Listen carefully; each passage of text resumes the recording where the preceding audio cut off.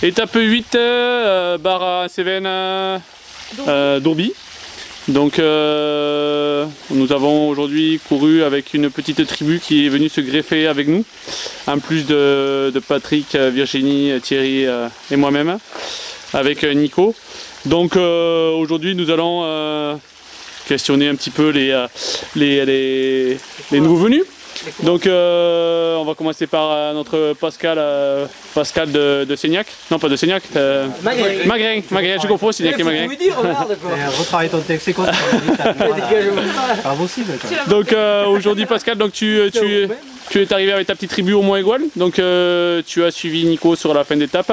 Donc comment as-tu trouvé Nico aujourd'hui sur cette 8e étape? En très bonne forme. Il m'a impressionné. Non, c'est vrai, très bien. Ouais, il est bien. Pour le reste de la course. Ouais. D'accord. Tout va bien se passer. D'accord. Jérôme, donc un triathlète. Est-ce que tu peux nous dire un petit mot aujourd'hui sur le parcours? Donc toi aussi tu as commencé du Mont Aigoual. Est-ce que voilà, en quelques mots, un petit peu nous dire ce que tu as passé du parcours Niveau image, super beau. Après pas de répit, c'est montée, descente. Et puis très technique sur le descente, enfin moi qui suis pas du tout trailer, ça change, voilà. Et gros respect pour Nico bien sûr.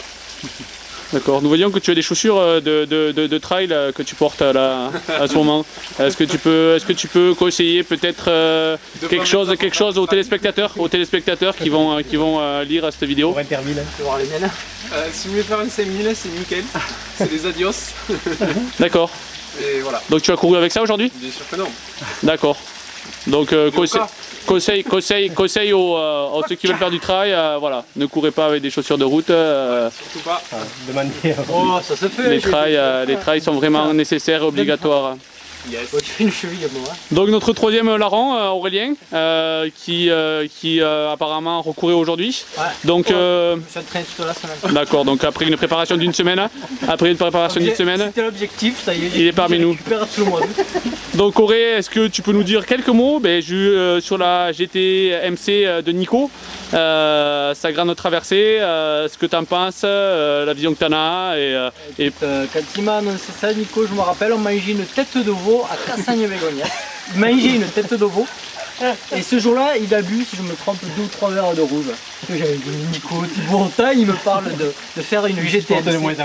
Il se fout de ma gueule, il plaisante certainement.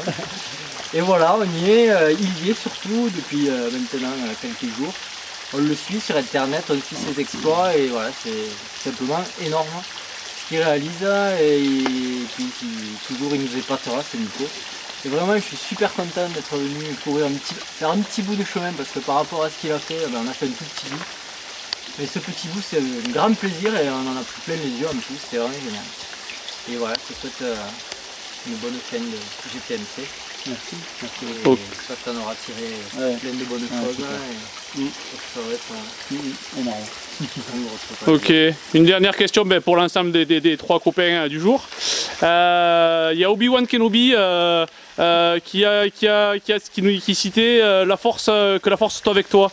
Il a été relayé d'autant plus par Aimé Jacquet lors de la Coupe du Monde de 98 à Robert Pires, muscle ton jeu. Donc est-ce que vous pensez que les qualités physiques énergétiques sont suffisantes pour faire ce type d'effort? Ça dépend de la couleur des yeux du lapin rouge.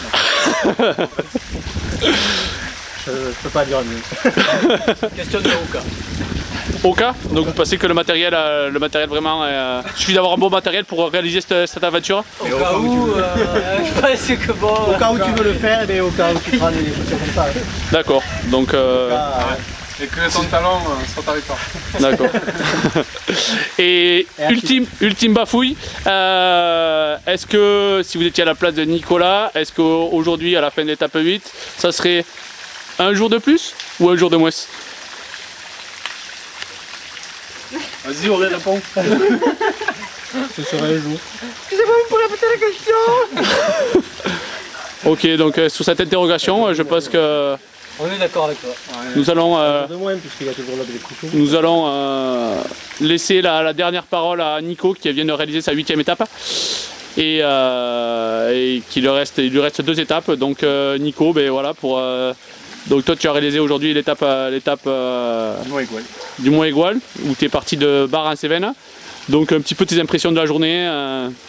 Hyper satisfait, c'était une étape en 2 temps, ouais, jusqu'au sommet du Mont Aigoual, hyper brimeux, hyper brouillard, pardon.